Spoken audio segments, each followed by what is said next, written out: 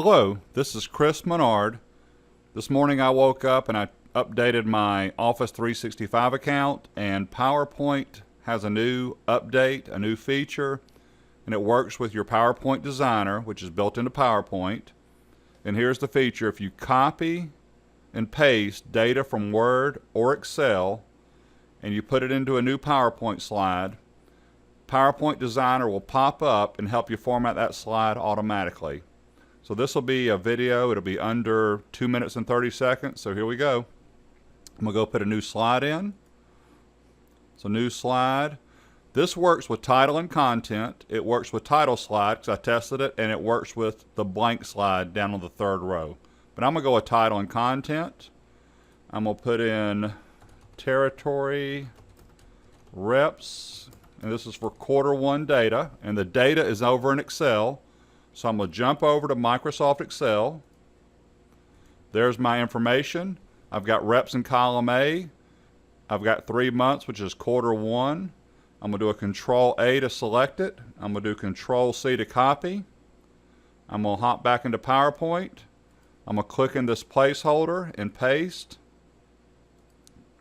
Watch what happens.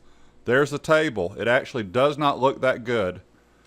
PowerPoint Designer pops up Design Ideas over in the task pane on the right. I'm going to click the second one.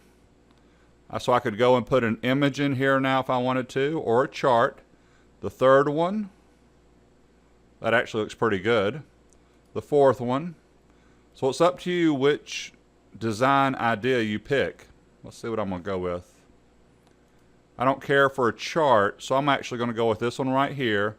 And so all I have to do now is simply select the numbers, and you don't have to do this. This is just me.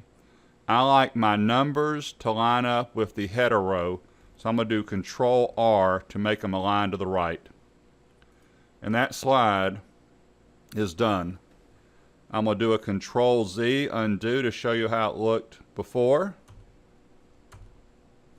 So we went from that to that. Whoops. We went from that to that.